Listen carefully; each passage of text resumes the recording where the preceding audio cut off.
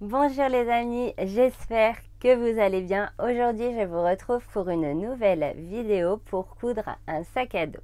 Si vous découvrez le tuto plus tard, j'ai peut-être mis à jour la miniature et j'ai fini également le sac de mon fils. Ce que j'ai voulu dans ce tuto, c'est vous montrer qu'à partir d'un patron PDF, vous pouvez l'imprimer en différentes tailles. Ce patron, il sera disponible sur mon groupe Facebook Les Tutos Couture d'Aurore. Je vous mets le lien dans la description. Ce que je vous propose de faire et que je vais vous expliquer dans le tuto, c'est d'imprimer ce patron à échelle différente afin d'obtenir une taille différente. Prenons l'exemple de ma fille, le sac que j'ai cousu aujourd'hui, je l'ai imprimé à l'échelle 90%. Et pour mon fils, je l'ai imprimé à échelle 110%. Et en fait, si vous voulez une taille adulte, vous allez simplement aller au-delà. Et par exemple, si vous vouliez faire un petit sac pour la poupée de votre fille, vous allez faire encore moins que 90%. C'est ça qui est aussi super avec un patron PDF, c'est qu'on peut changer l'échelle facilement en gardant les mêmes proportions. Voilà le sac que j'ai cousu pour ma fille. Le voici juste ici. Donc, je l'ai agrémenté ici d'un galon broderie anglaise. C'est très facile à poser. Il suffit juste de repasser sur la couture. J'ai ajouté un petit papillon qui, par exemple, là, je vous fournis également du coup deux gabarits. Je vais vous les montrer. Donc, le gabarit papillon et le gabarit Batman pour les garçons. Et bien simplement, là aussi, vous allez changer l'échelle pour faire un logo plus ou moins grand. Par exemple, là pour ma fille, ce dessin a été imprimé à 40% et on n'a juste pas fait les antennes. Et pour mon fils, ce dessin a été imprimé à échelle 100%. Voilà ce que ça donne pour le rabat, c'est la seule différence. Voilà ce que ça donne une fois qu'on a cousu le petit Batman en le cousant uniquement avec quelques points et sur le centre. Donc, les particularités de ce sac, c'est que pour régler les sangles, c'est simplement un système ici de petits nœuds avec une accroche. Ça permet de régler vraiment à la bonne longueur très facilement le sac. Je me souviens avoir fait des sacs avec les sangles réglables et ça, c'est encore plus pratique. Ça s'adapte bien.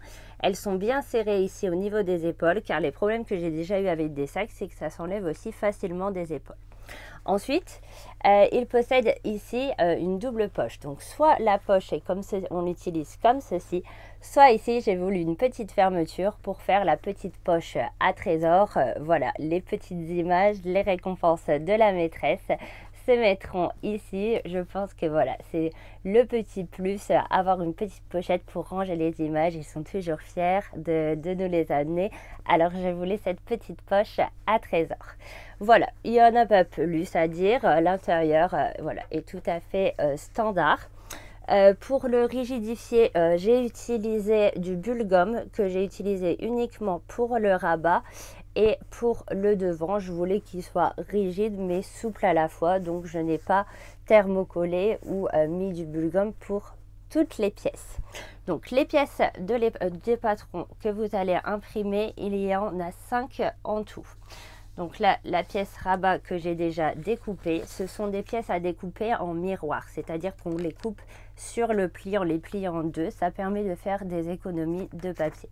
Donc vous aurez la pièce rabat à imprimer. Et vous aurez aussi la pièce de la poche. Donc la poche, soit vous allez simplement la coudre comme ça autour pour l'assembler au sac et avoir juste une ouverture sur le devant. Soit ce sera un peu plus court ici si vous posez comme moi une fermeture éclair. Et ensuite, pour le corps du sac, vous aurez 3 pièces de patron à imprimer et à assembler. Je vous montre comment les assembler dans le tuto. Pour savoir quelle dimension de sac vous voulez faire, il suffit d'imprimer le patron. Alors ici, c'est la demi-mesure. Donc, vous mesurez cette mesure. Vous la multipliez par 2 et vous enlevez 1,4 cm de marge de couture.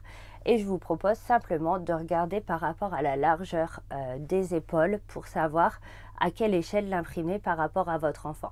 Je sais que moi, du coup, en mesurant les épaules d'Anna, 90%, c'était vraiment parfait pour sa taille et sa posture. Toutes les enfants n'ont pas la même posture. Par exemple, mon fils, j'ai pas imprimé à l'échelle 100%, mais j'ai été jusqu'à 110. Déjà parce qu'il rentre en moyenne section. Donc, je voulais que le sac puisse être plus grand pour qu'il puisse aussi l'utiliser en grande section. Et de plus, voilà, il est très grand. À l'âge de 4 ans, il met déjà du 6 ans. Donc voilà, l'imprimer aussi à échelle différente, ça va vous permettre de faire aussi un sac adapté à la morphologie de l'enfant. Je trouve ça toujours un peu bizarre quand un enfant se ramène à l'école avec un sac gigantesque alors qu'il est tout petit. C'est mon avis personnel. Si cette vidéo vous plaît, n'oubliez pas les petits pouces, abonnez-vous. C'est pour cela, c'est très simple, il vous suffit d'appuyer sur le bouton rouge s'abonner, d'activer la petite cloche juste à côté, ainsi vous recevez une notification dès que je publie une nouvelle vidéo. Je vous montre juste ici ma petite Anna avec le sac pour vous rendre compte du gabarit. Et dans le descriptif, je vais vous mettre également les dimensions. Par exemple, la profondeur du sac ne sera pas pareille en fonction de l'échelle. Je vous précise donc dans le descriptif la dimension des pièces manquantes à couper. Par exemple, il n'y a pas de patron pour les anses. C'est juste des dimensions qui se trouvent dans le descriptif. Et bien voilà les amis, je vous ai tout dit. C'est parti, on y va pour ce tutoriel. J'espère que cette vidéo va vous plaire. Go! Comment imprimer à l'échelle que vous désirez? Eh bien c'est tout simple. Vous ouvrez votre patron sur votre ordinateur. Vous faites imprimer, vous appuyez sur paramètres supplémentaires. Et ici, vous avez échelle. Vous tapez maintenant l'échelle que vous souhaitez. Pour Anna, je vais faire 90.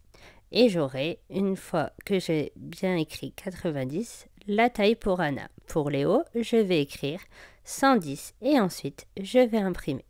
Vous pouvez aussi faire tout simplement l'échelle 100% ou au-delà pour une taille d'adulte.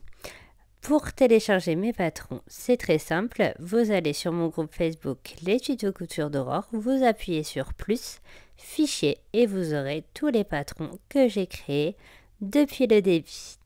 Allez, c'est parti, je vous montre, on y va. Pour la réalisation, j'ai commencé donc par prendre mes 2 pièces rabat. Pour Léo, elle est imprimée, comme je vous l'ai dit, à l'échelle 110 et pour Anna, 90. Le carré de vérification ne sert donc que pour l'échelle 100%, il n'est pas à prendre en compte ici. J'ai imprimé le Batman à échelle 100%, pareil pour le papillon, mais vous voyez le papillon est vraiment grand comparé à mon rabat. C'est juste pour vous montrer comment coudre n'importe quel motif. Vous pouvez aussi choisir d'autres gabarits. Donc vous allez simplement placer votre tissu endroit contre endroit, épingler votre motif et faire en sorte qu'il y ait au moins 1 à 2 cm de marge de couture sur tout le tour. Donc soit vous l'épinglez, soit vous repassez le contour en faisant en sorte que la pièce ne bouge absolument pas.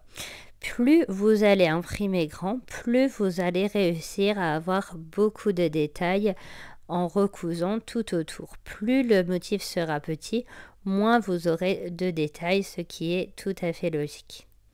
Une fois que ce tracé est terminé, vous marquez une ouverture sur le côté le plus droit et vous recoupez, comme je vous l'ai dit, un grand rectangle. Donc on marque une ouverture très petite pour ce genre de motif, en moins de 5 cm, ça suffit. Donc je place mon ouverture, donc où c'est le plus droit, juste ici, sachant que tout est courbé.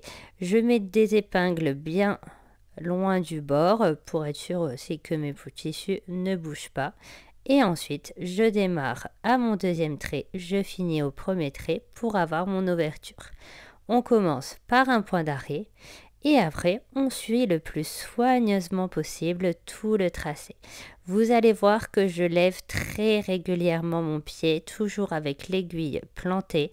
Et là, je vous le fais en accéléré, mais j'y vais très progressivement. Le but est de suivre le plus parfaitement possible le tracé Et le seul bon conseil que je peux vous donner, c'est d'être rigoureux, d'aller lentement. Vous pouvez aussi, quand c'est vraiment minutieux, utiliser le volant à la main plutôt que la pédale pour suivre parfaitement votre tracé. Soyez très progressive et vous allez réussir facilement. Arrivé au deuxième trait, je n'aurai plus qu'à faire un point d'arrêt. Je finis de coudre avec vous tout le tour. Voilà, et quand on arrive à un angle, on n'hésite pas à réduire son point. Je couds ici à 3,5. Parfois, je réduis à 1 pour tomber tout juste avant de tourner dans un angle. Et je rallonge ensuite mon point. Voilà le résultat obtenu. Donc que ce soit pour le papillon ou le Batman, c'est la même chose. Vous recoupez en laissant une bonne marge de 1,5 cm ou 1 cm sur tout le tour pour enlever le plus de matière possible. Et ensuite, vous allez affiner le tout avec votre ciseau cranteur. Mais vous allez cranter partout sauf au niveau de l'ouverture. Quand il y a une pointe, on fait des petits crans jusqu'à la couture. Ça évite que les angles ne pincent.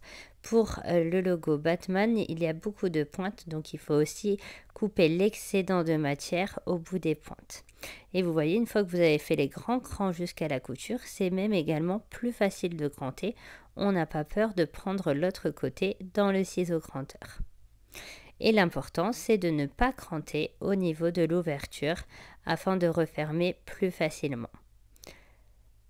Une fois cette étape terminée, quand j'ai bien tout dégarni mes angles, bien cranté pour que les arrondis ressortent bien, je vais pouvoir retourner à l'aide de mon accessoire à confection d'angles. C'est un accessoire qui permet de ressortir les pointes grâce au bout pointu et les arrondis grâce au bout arrondi. Je vous mets toute la liste de mon matériel dans le descriptif. Ce petit outil est vraiment très utile. C'est un outil de chez Prime et il ne coûte vraiment pas cher pour sa grande utilité et son côté non périssable. Hein, vous l'aurez toute votre vie si vous ne le perdez pas. Une fois que vous avez bien ressorti tous vos angles et vos arrondis, on va pouvoir épingler soigneusement l'ouverture et on va surpiquer tout le tour à 2 mm du bord. Je vais ensuite, vous allez voir, le refaire à échelle 40%, donc en tout petit. Je voulais qu'il fasse finalement la taille d'un petit nœud. Là, il était beaucoup trop imposant, mais bon, c'était plus facile aussi pour moi de faire un grand papillon pour vous montrer toutes les subtilités et l'importance des détails sur la couture. Après, donc, on surpique. Si c'est un grand motif comme le Batman, on surpique sur tout le tour. Si vous le faites ensuite comme moi en plus petit, donc je répète, je l'ai imprimé à échelle 40%. Vous faites simplement un petit point visible à la main, ça suffit. Et vous allez faire une couture ensuite sur le centre également pour l'accrocher à votre rabat. Et là, toujours pareil, on est très progressif dans les arrondis, on avance bien jusqu'au bout et on n'hésite pas à réduire son point. Quand il y a un arrondi, on tourne très progressivement. C'est vraiment la rigueur qui permet d'avoir un beau projet, un beau motif. Donc voilà, je vous conseille si, là j'ai pris de la double gaze, même ça c'est un peu compliqué parce que ça s'étend. Prenez un compte simple pour votre motif, ça sera très bien. Si vous voulez lui donner du volume, n'hésitez pas à mettre un peu de ouate à l'intérieur. Et après, je fais tout le tour, je fais en sorte de recroiser ma première couture. Et ensuite, simplement, vous marquez le milieu de votre rabat, le milieu de votre papillon. Là, on ne voit pas très bien, donc pour que vous voyez bien, je vais le repasser d'un trait rouge. Et on va simplement coudre directement sur ce trait rouge afin d'accrocher notre papillon sur le centre en le décollant bien des bords. Vous ferez exactement pareil pour le logo Batman, mais sur le logo Batman, vous allez voir que vous avez beaucoup plus de marge. Là, c'est tout pilacé. J'ai même dû replier les deux ailes pour pouvoir ensuite coudre tout le tour sans prendre mon motif à l'intérieur. Mais le logo Batman, vous verrez, si vous faites celui-ci, il sera bien décollé des bords. Le logo Batman, je me répète, est imprimé à l'échelle 100%. Et ensuite, vous placez vos deux pièces rabat endroit contre endroit. Vous épinglez bien tout le tour. Vous commencez par un point d'arrêt et vous faites tout le tour. on coud à 7 mm du bord, c'est-à-dire en suivant le pied de biche. C'est une manière très simple d'effectuer des coutures régulières. Et ensuite, comme d'habitude, dans les arrondis, on crante, soit avec le ciseau cranteur, soit on fait plein de crans jusqu'à la couture. Une fois que vous aurez fini de cranter, on va pouvoir retourner. Et j'ai décidé de mettre du maintien à l'intérieur de mon rabat, donc soit préalablement vous pouvez thermocoller vos pièces. Moi je vais placer un morceau de bulle gomme que je vais couper. Du coup 1 cm de plus petit sur tout le tour pour qu'il rentre à l'intérieur vu que je le pose après couture. Mais avant cela, je vais poser pour Anna un galon qui est en broderie anglaise. Je l'ai eu à centre accord, c'est très facile à coudre. Une fois que vous le placez correctement, donc faites-le bien déborder sur le bout du rabat. Et ensuite, vous allez simplement repasser sur la couture existante de votre broderie si vous utilisez comme moi. Et vous faites bien attention, surtout sur l'arrière, d'être bien placé afin que toute la couture soit bien prise. Et n'hésitez pas à le faire dépasser légèrement, voilà, pour ensuite recouper plus droit, être sûr que ce soit prêt dans les marges de couture. Je vérifie, du coup, vous voyez toujours par-dessous que je sois bien placé pour ne pas faire d'erreur. Et voilà, c'est vraiment très facile, vous repassez sur la couture existante. Il n'y a pas manière plus simple de poser un volant, j'adore cette finition, c'est super joli et c'est rapide à poser, voilà, pour le peu qu'on utilise ici, c'est en plus de ça pas très cher. Donc voilà, c'est une manière de girly de finir ce petit projet. Donc voilà sur le dos. Et maintenant, je vais vous montrer ce que ça a donné avec du coup le Batman. Donc pour Batman, et ce qu'il va vraiment falloir penser, c'est comme je vous l'ai dit, de bien couper au niveau des pointes. C'est ça qui va faire, là c'était de beaux arrondis, c'était avec le ciseau cranteur. Pour Batman, ce qui est important, c'est vraiment tout l'écran jusqu'à la couture pour faire ressortir les pointes ici, la pointe du bas, la pointe au niveau des ailes, cranter les arrondis. Voilà. Ici, franchement, je pense que je peux mieux faire. J'avais pas un bon tissu noir. Je vais recommencer avec du tissu coton. Une copine m'en a donné. Parce que là, c'était avec une chute de rideau en satin. Ça glissait énormément. Donc, on reprend le même principe pour le rabat Batman. On rentre bien tout l'arrondi. Ensuite, on passe sur l'endroit. On passe bien les mains à l'intérieur pour faire ressortir correctement l'arrondi. Et là, la seule différence, c'est que l'on va surpiquer tout le tour à 2 mm du bord, vu qu'on met une finition sans galon. Pour coudre pour coudre à 2 mm du bord, ce n'est vraiment pas compliqué non plus. Il suffit de regarder pile dans le coin de son pied de biche et on coud très facilement à 2 mm du bord. Et là, sur un rabat, c'est encore plus facile. Il suffit de suivre le petit cran que vous avez sous votre pied et vous cousez très facilement à 2 mm du bord. N'hésitez pas à allonger votre poing, ça aide toujours à faire passer les épaisseurs. Et voilà, pour la suite, voilà, je vais finir dans mon coin le petit sac Batman. C'est le même principe là jusqu'à la fin. Et toutes les petites dimensions qui peuvent être différentes, je vous les mets dans le descriptif. Donc là, le principe, ça va être de prendre les 3 pièces de patron qui sont pour le corps. Je les ai découpées en 3 justement pour que vous ayez de la marge sur les côtés pour agrandir l'échelle. Et à chaque fois, je vais recouper mes pièces en laissant une petite marge pour mettre de la colle et je fais bien correspondre tous les traits.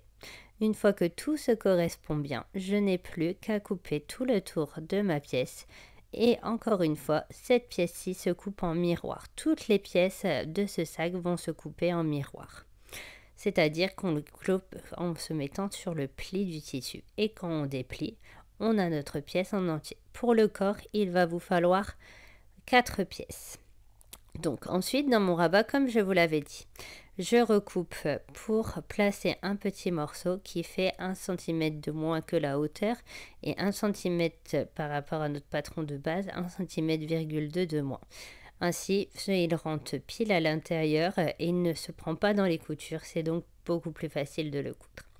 Nous passons aux anses. Donc pour les anses, pour le sac d'Anna, qui a une taille, comme vous allez le lire dans le descriptif, une taille pour la crèche ou la toute première année de maternelle, on va replier comme ceci la bande qui est de 4 cm. Vous faites 2 traits d'1 cm et vous repliez ensuite. Ici, vu que c'est une bande de 4 cm, c'est facile. Les deux morceaux que l'on replie au fer de 1 cm se touchent. Mais pour le sac de Léo, ça va être un peu plus large, ça va pas être une anse de 2 cm, mais une anse de 3 cm. Il faudra donc juste bien replier au niveau de vos deux repères de 1 cm que vous avez tracés. Une fois que j'ai pu replier du coup ensuite comme ceci avec mon fer à repasser, je n'ai plus qu'à superposer mes deux bandes et à faire 2 grandes coutures sur toute la longueur. Vous devez répéter donc cette action avec le fer à repasser 4 fois pour coudre ensuite vos 2 grandes sangles. Ensuite, on les pose comme ceci et on épingle bien soigneusement toute la longueur. Et on n'oublie pas, sur un des deux côtés, on fait un bord propre. Par rapport au sens de vos motifs, c'est c'est sur le bas. Il faut que vos motifs soient dans le bon sens, surtout quand vous allez coudre votre sangle. Faites attention si vous avez un motif. Maintenant, on prend un petit morceau d'une bande de 4 cm sur 21 cm pour le sac de Anna, donc en 90%. Et pour le sac de Léo, ça sera une bande de 23 cm. Je commence donc par recouper une bande de 15 cm. Ça, c'est valable pour les deux tailles de sac. Et ensuite, je replie ici comme un biais et on va coudre sur toute la longueur. Et on le pliera comme ceci pour pouvoir accrocher facilement le sac à un porte-manteau. Ensuite, on recoupe 2 morceaux de 6 cm pour le sac de Anna et ça sera 2 morceaux de 8 cm pour le sac de Léo. Le but pour le sac d'Anna, c'est qu'une fois qu'on a fait tous nos petits replis pour avoir des bords propres sur tout le tour, la petite bande fasse 3 cm. Et pour le sac de Léo, cette petite bande, donc pour la taille supérieure, doit être de 4 cm. C'est vraiment tout minutieux. Attention de ne pas vous brûler avec votre fer à repasser au moment où vous repliez votre biais. Voilà le résultat obtenu. C'est parti pour les coutures. On coud ici, ici et là sur le petit côté, le grand côté, puis le second grand côté. Exactement pareil sur la deuxième sangle. Donc les 2 morceaux de sangle que j'ai coupés, c'est 4 cm sur 60 pour le sac d'Anna, c'est reprécisé dans le descriptif. Et pour celui de Léo, il faudra partir sur des bandes de 70 cm et au-delà pour un adulte, je pense 80 cm c'est raisonnable. De toute façon, on refait un petit nœud à la fin, donc vaut mieux faire des plus grandes bandes que des trop petites. Je commence par coudre le petit côté. La petite astuce, c'est de prendre le coupe-fil pour bien faire rentrer les petites épaisseurs pour que tout soit bien à l'intérieur. Je couds le petit côté, je me mets assez loin du bord parce que sinon, comme moi vous n'avez pas de double entraînement bas, ça rame.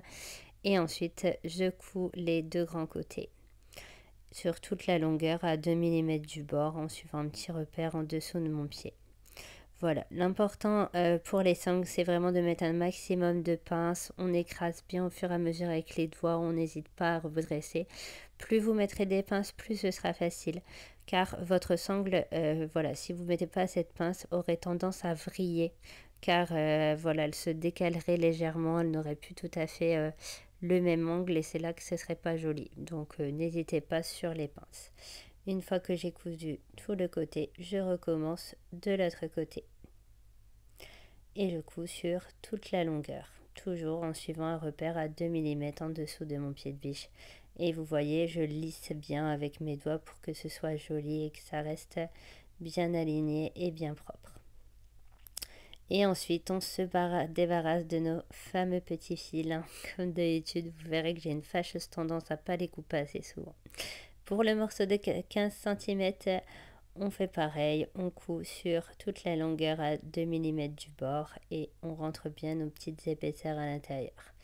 On fait en sorte ensuite exactement la même chose sur les deux petits morceaux. Et pour les deux tout petits morceaux, pas besoin de coudre les côtés, on va les coudre ensuite. Donc maintenant prenez votre pièce qui est sur l'extérieur, donc votre tissu principal, c'est la pièce qui sera sur le dos. On commence par plier cette pièce en deux, prendre le milieu, bien le marquer avec notre ongle et ensuite on s'éloigne de 5 mm de chaque côté par rapport au centre afin de laisser un espace de 1 cm de libre sur le centre. Et on va placer notre morceau de 15 cm par rapport à ces deux repères. Donc j'ai essayé de marquer un peu plus le pli pour que vous voyez bien, mais c'est vrai qu'on voit pas très bien d'ici, mais il y a bien un repère de 1 cm sur le centre. Ensuite, faites attention que votre sangle est bien tourné comme ceci pour que ce soit joli, que ça fasse un petit bec sur le bout. Vous vous éloignez d'1 centimètre en vous plaçant par rapport à vos repères. Faites dépasser de 3 petits millimètres pour être sûr de bien prendre ça dans la couture. Là, on va faire une première couture de maintien à 2 mm du bord pour être sûr que notre petite attache reste bien en place. Puis, on place maintenant les sangles. Les sangles sont à placer par rapport au centre en s'éloignant de 5 cm de chaque côté par rapport au centre. Elles sont donc écartées de 10 cm et on pose la sangle sur les deux repères que nous venons de le faire. Voilà. Et après, on refait exactement la même chose. On passe une petite couture de maintien à 2 mm du bord. Il n'y a pas besoin de reprendre un repère plus large quand vous allez faire une taille supérieure. C'est beaucoup mieux quand les bretelles sont serrées vers le haut. Ça évite que les sangles tombent tout le temps, comme je vous le disais en début de tuto. Et voilà, c'est parti. Là, je repasse sur presque toute la longueur à 2 mm du bord. Ce n'est qu'une couture de matcha qui ne se verra plus. Et pour les deux petits morceaux de 3 cm pour le sac d'Anna, comme je vous ai dit, 4 cm pour le sac de Léo, on se place juste au-dessus de l'arrondi. Et on va faire deux petites coutures de chaque côté en faisant plusieurs allers-retours. Je mets une petite pince pour bloquer au bon endroit. Je fais bien attention que je suis bien alignée des deux côtés. Et je fais plusieurs petits allers-retours pour bien solidifier cet endroit. C'est un endroit qui va être un peu sous pression vu qu'on va faire le nœud au-dessus de cette boucle. Et une fois que vous avez fait ça, encore une fois, on se débarrasse de tous les petits fils. Et on pourra ensuite, je vais vous montrer du coup comment ça se noue les bretelles autour de cette petite encoche, on dira. Voilà, donc les nœuds se font simplement comme ceci. Vous placez une première fois dans la boucle, puis vous faites un nœud comme ceci, en repassant derrière d'un côté pour que la sangle soit le bout de sangle qui dépasse du nœud se mette vers l'intérieur. Vous faites un joli nœud. Et ensuite, vous allez faire exactement la même chose de l'autre côté, mais cette fois, vous allez tourner de l'autre sens pour que la boucle se forme de l'autre sens, tout simplement. Voilà, c'est comme ça que vous devrez nouer vos bretelles. Et voilà, je trouve ça joli, pratique, voilà. J'aime vraiment bien ce système pour les sangles, ça évite de mettre aussi des quincailleries qui sont assez chères. Et là, vous posez votre rabat endroit contre endroit. Vous devez avoir la face intérieure du sac vers vous. Faites vraiment attention de ne pas vous tromper à cette étape. Pliez bien parfaitement de votre rabat et faites un petit cran ou un petit trait pour vous placer parfaitement sur le centre. Une fois que vous avez bien marqué le centre, vu qu'on l'a déjà marqué avant sur l'autre pièce, ce n'est pas la peine, on le positionne et on va faire une couture sur toute la longueur en faisant attention de laisser 1 cm non cousu en début de couture et en fin de couture. J'avais complètement, personnellement oublié de le faire. J'ai cousu sur toute la longueur. Mais attention, sinon vous allez devoir faire comme moi, découdre quelques petits points. On démarre bien 1 cm plus loin que notre bord du rabat. On ne prend pas en compte les petits volants. Voilà. Allez, c'est parti. On coud ça, toujours une couture de maintien à 2 mm du bord. Mais là, au mieux de démarrer pile sur le bord, j'aurais dû démarrer à 1 cm. Et au mieux d'aller tout pile jusqu'au fond, j'aurais dû m'arrêter à 1 cm. Voilà. Donc ne faites pas comme moi, n'oubliez pas ce petit détail. Donc voilà le résultat, où nous en sommes. Ça, c'est quand on remet le rabat du bon sens. Maintenant, on va pouvoir enlever nos petits nœuds parce qu'il ne faut pas qu'ils soient pris dans les coutures. Nos petites encoches pour passer les sangles, le bord doit être pris dans la couture du tour. Donc c'est pourquoi on enlève les petits nœuds où ils risqueraient de se mettre dans les coutures. Ce n'est absolument pas ce qu'on veut. Donc n'oubliez pas de les enlever, placez-les bien en faisant un nœud sur le centre afin qu'ils ne vous gênent pas lors des coutures.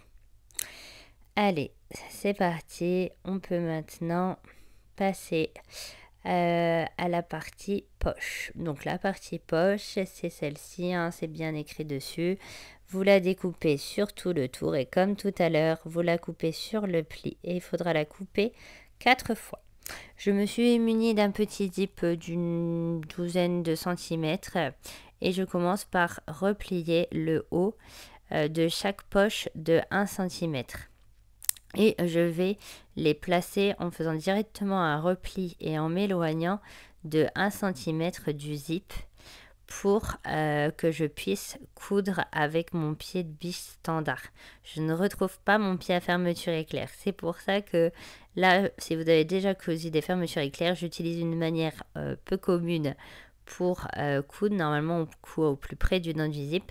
Mais là, je ne peux pas le faire car je dois garder mon pied standard. Je vais donc avoir une bonne partie de ma fermeture éclair visible. Pour être sûr que mes pièces ne bougent pas, je mets du scotch de peigne, du masking tape et je couds directement dessus et je vais l'arracher ensuite. Au moins, je suis sûre de ne pas le prendre dans mes coutures.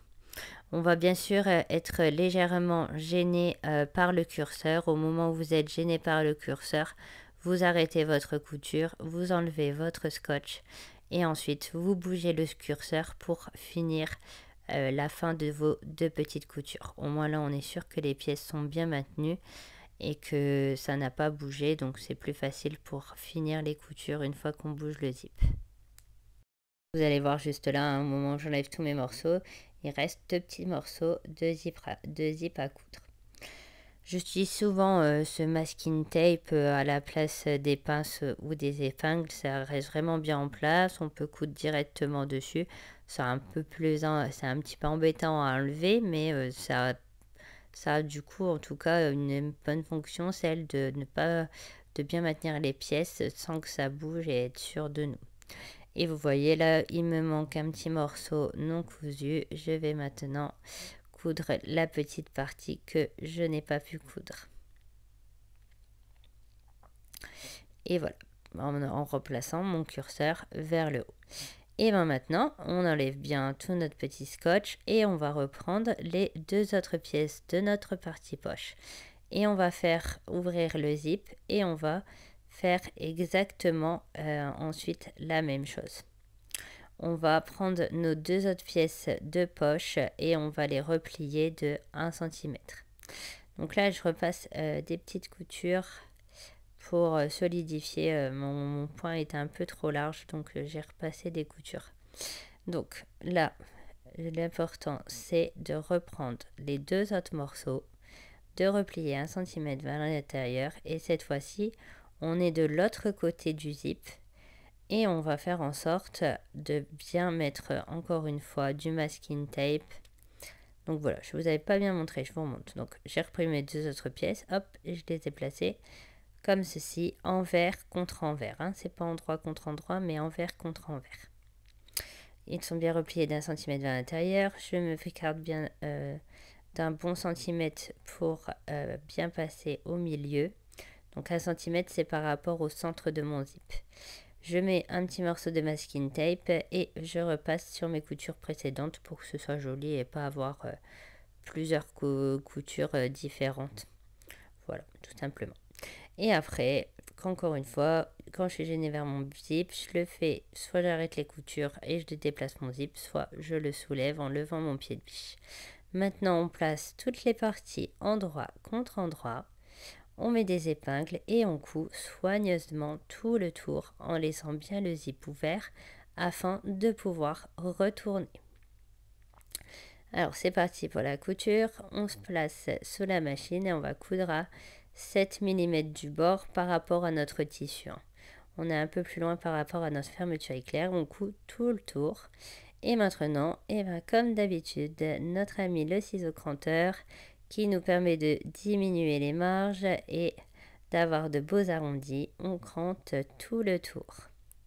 Une fois cette étape terminée, on coupe bien les excédents dans les coins, ça permet de bien faire ressortir les pointes. Donc on les coupe tout plus près de la couture, surtout sans la couper. Et on peut retourner notre petite poche et comme d'habitude, on va utiliser notre accessoire à confection d'angles pour bien faire ressortir tous les angles avant de passer une couture à 2 mm sur tout le tour une fois que l'on aura placé sur notre pièce devant du sac, donc le tissu principal, celui de l'extérieur. Comme d'habitude, on marque le milieu de notre pièce avec notre ongle. On marque le milieu de notre petite trousse. Là, je mets une épingle. Vous voyez, il y a plusieurs méthodes. Tracer un trait, mettre une épingle, enfin voilà. L'important là, c'est vraiment d'être écarter la poche par rapport au bas de 1,5 cm. Il ne faut pas qu'elle soit prise dans les coutures. Et ensuite, on coud tous les tours à 2 mm du bord en commençant juste en dessous du zip. Et on coud bien tout le tour. On fait bien un point d'arrêt. À ce moment, il y a beaucoup d'épaisseur. N'hésitez pas à allonger votre poing, ça aide à faire passer les épaisseurs. Faites attention de bien écraser les épaisseurs avec vos doigts pour que ce soit plus joli. Et vous cousez bien jusque tout le tour, juste en dessous du zip, et vous faites un point d'arrêt en dessous du zip.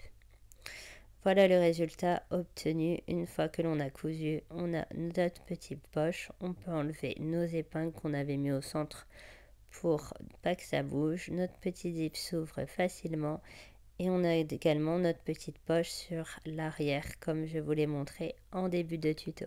Et maintenant, il va falloir prendre la bande. Donc, je vous ai fait couper, si vous êtes rendu dans le descriptif, une bande pour le sac d'Anna de 6 cm sur 80 cm. On va ensuite placer bien cette bande endroit contre endroit. Et on va coudre progressivement tout le tour en redressant au fur et à mesure notre bande pour bien suivre l'arrondi. L'important est qu'il n'y ait aucun pli. Il faut bien les résorber au fur et à mesure et coudre du coup très délicatement toujours bien en repositionnant cette bande de tissu. C'est super important car si vous faites des plis, ça va pas être joli. Donc on y va doucement et vous voyez au fur et à mesure, je suis toujours en train de redresser ma bande. C'est vraiment très important. Et une fois qu'on a cousu tout le tour, on fait bien un point d'arrêt au début et à la fin. On monte bien jusqu'en haut de notre pièce. Et ensuite, on va recouper le surplus. Donc vous faites quelques piqûres dans le surplus pour être sûr de ne pas avoir des points qui se défacent et vous essayez de faire votre point d'arrêt le plus juste. Et c'est pour ça qu'il ne fallait, pour bien monter jusqu'en haut, c'est pour ça qu'il ne fallait pas coudre le rabat tout au bout. Donc maintenant, je n'ai plus qu'à tracer un trait pour recouper le surplus de bande. Voilà, je préfère avoir un surplus que couper trop court, pas avoir de mauvaises surprises. Donc je pense que j'étais un peu plus large de 6 cm à peu près. Ensuite, vous alignez comme ceci votre bande et de sorte qu'elle est alignée donc sur toute la longueur. Et cette fois, je vais faire un petit cran pour marquer le milieu. Et je vais faire exactement la même chose sur ma deuxième pièce. donc la pièce où on a posé la poche, je vais faire sur le bas un petit cran. Je vais bien aligner mes demi-lieux et je vais épingler. Alors là, il faut épingler un maximum.